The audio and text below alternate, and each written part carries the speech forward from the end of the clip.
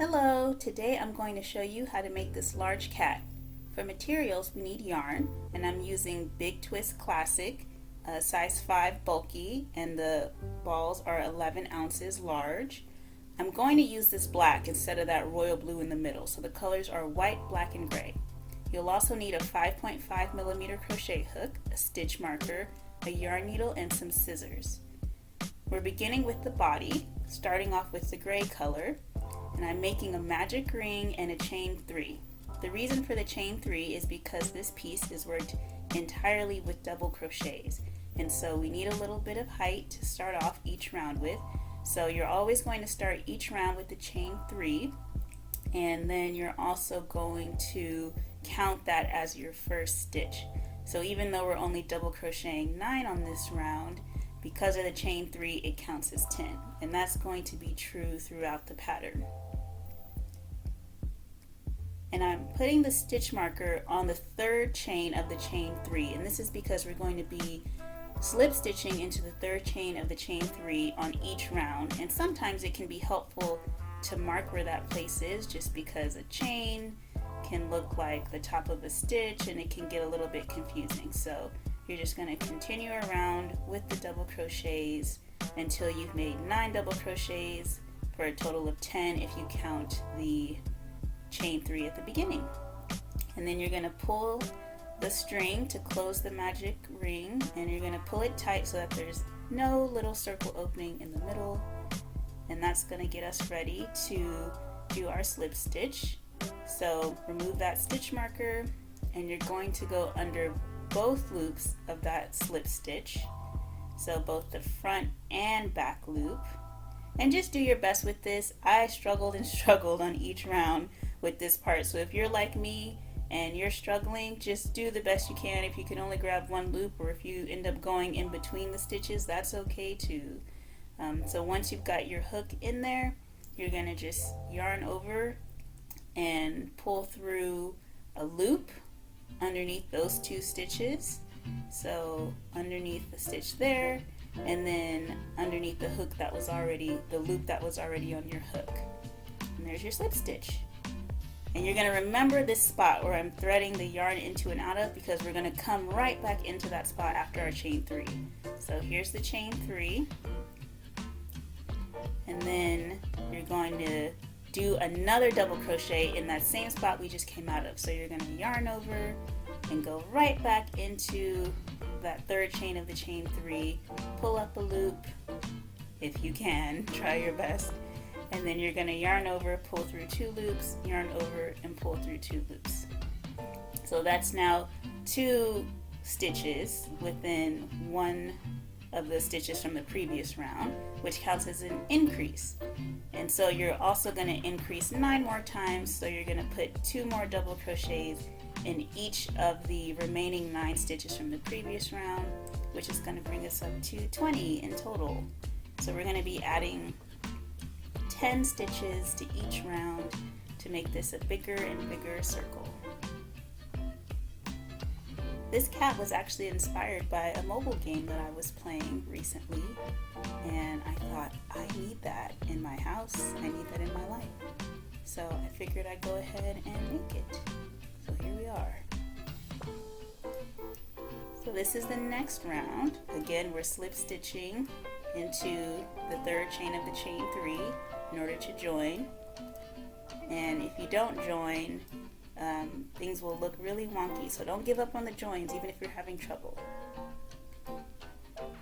And after your chain 3, we're going to do the same thing. We're going to yarn over and go right back into that place where we just slip stitched into, and we're going to do another double crochet, or they're our first double crochet of the round, but it's going to count sort of as a second, and that's going to be our increase. And then in the next stitch you're going to just double crochet 1 only, and then in the next stitch after that you're going to increase. So you're going to go all the way around doing a single double crochet in one stitch, and then an increase in the next, a single double crochet in one, and an increase in the next, until you get to the very end.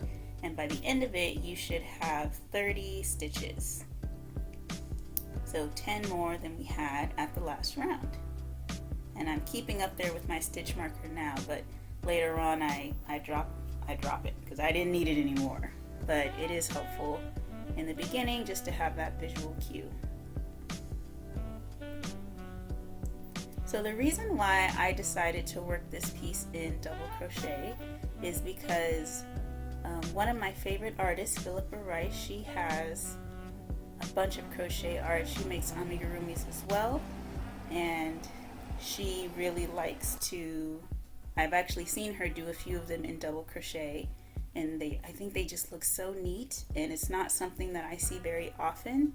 And I think the measurements are a bit different because usually most amigurumi start with 6 single crochets, and then you kind of build up from there in multiples of 6s, but 6 double crochets is really too small to have a proper nicely spaced ring closed around. So I thought that I would try 10 instead and see where that got me, and that worked pretty well.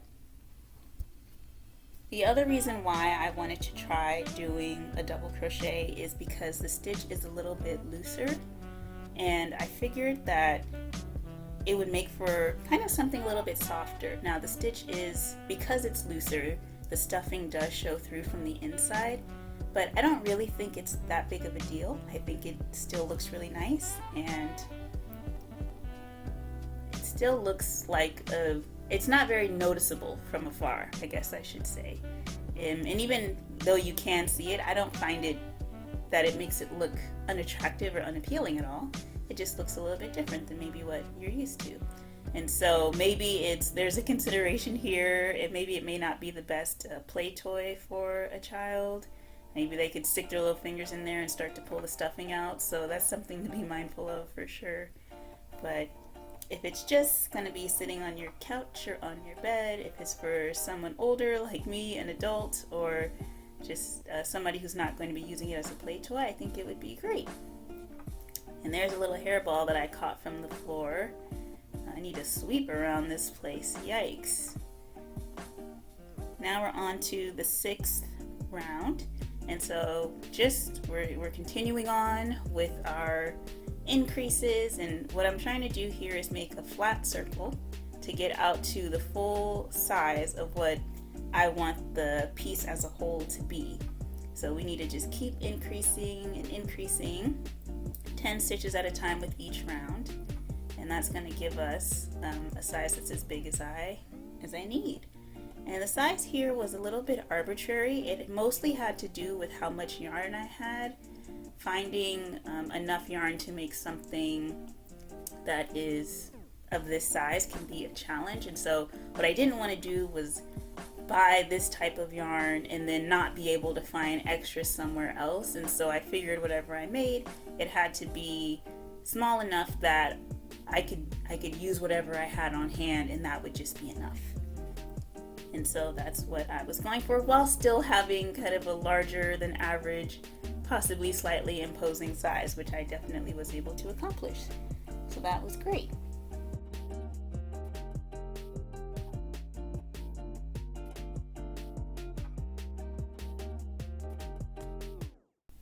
So after you're done with that, I'm just putting the pattern here because I'm not going to show you the same thing over and over. That wouldn't be very exciting. But there's some written instructions. You can just continue until you've gotten up to 100 stitches. And when you do, it'll look like this. So that's how big it should be. And then after that point, you're not doing any more increases, so we're not making the piece any wider, but we're going to start to get some length to it. So from rows 11 to 24, we're just double crocheting all the way around.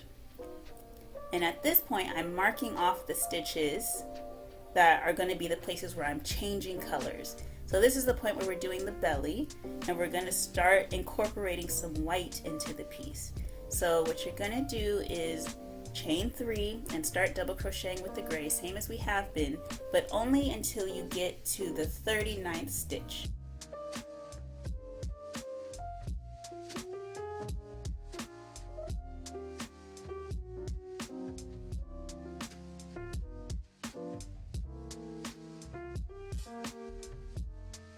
So here we are, yarning over, pulling through a loop, pulling through again, and stopping.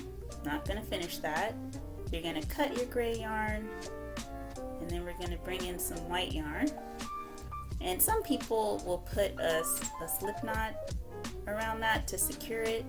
You certainly can. I just pull it around the crochet hook and then finish off that remaining stitch, and then you're just going to start stitching just like you would with the gray, and you're going to do 20 double crochets. And as before, we're not going to finish that 20th double crochet in white. We're just going to leave the last couple loops on the hook. So there we go, pulling through.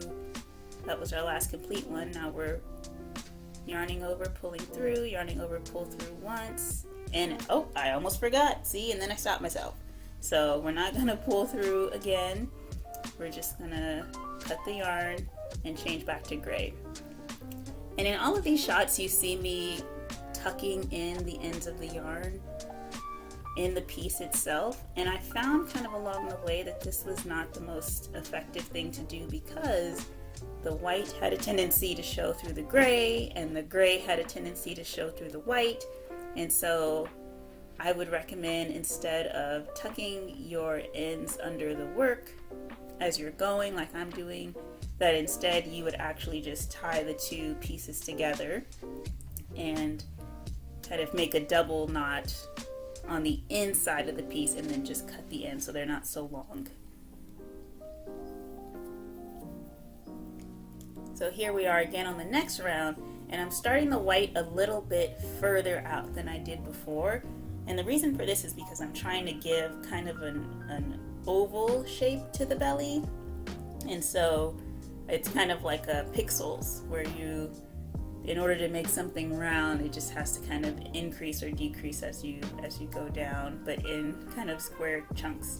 So it's just a little bit of an oval, but it is there. And so we're going to finish off that white part and transition back to gray.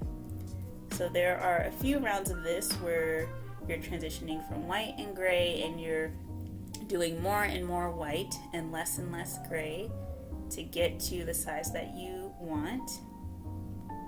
So once you've finished with the white and the gray, that's the chest and the belly part, and the next part is going to be the pants.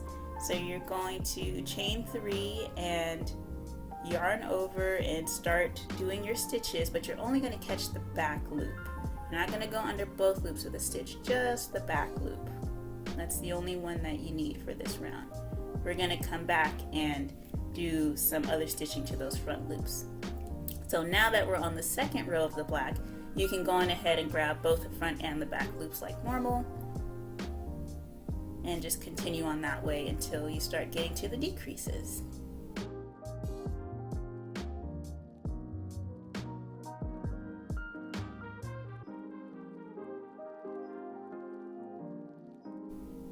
So now we're at the part where we're decreasing. So this is where we're closing the piece up. We've got the size that we want in terms of the diameter. We've got the length and the height that we want. And so now we're just going to start closing things up. So in order to decrease, you're going to yarn over, pull through a loop until you have 3 hoops on your hook.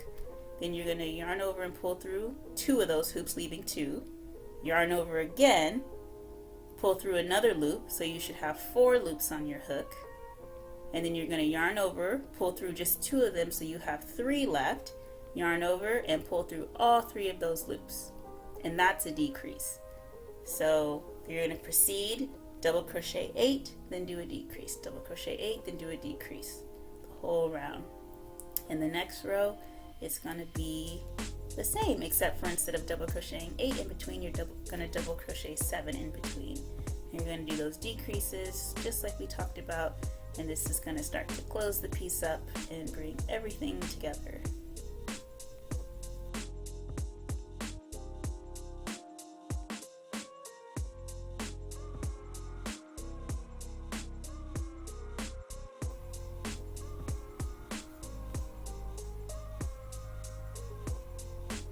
And here's the pattern for the remaining rows, because again, you don't need to see me doing each row, so that's just for your reference. And when you're done, it'll look like that. So this is where I start stuffing. So we're not completely done closing the body, but it's good to start stuffing now, and it helps to just really punch it, just slap it, because it was really a struggle to get a nice smooth piece, and this punching and slapping really was the key to getting things to smooth out. So once you're done with that, these are the remaining rows that you're going to stitch in order to close the piece.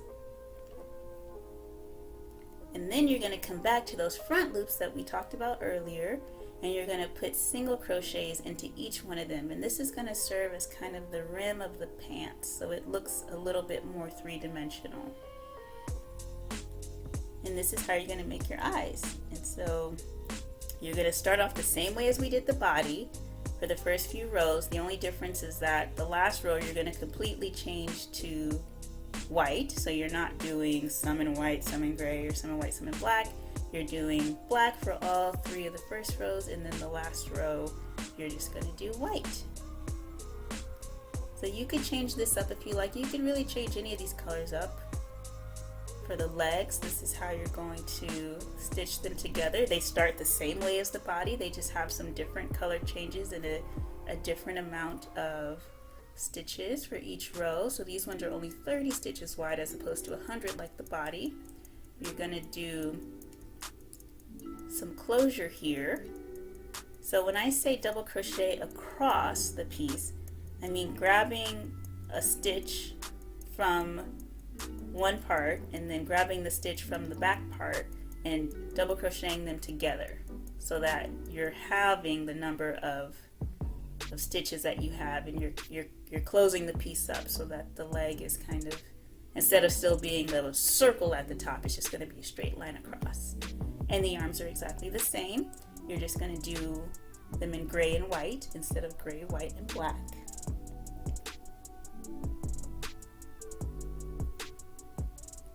And then here the ears are. Those are going to be in gray and white. We have some color changes in there, and it's a little bit steeper of a stitch, but the techniques are the same as the ones that you saw earlier. And same with the hat. Starts off just the same as the body, just have some different color changes.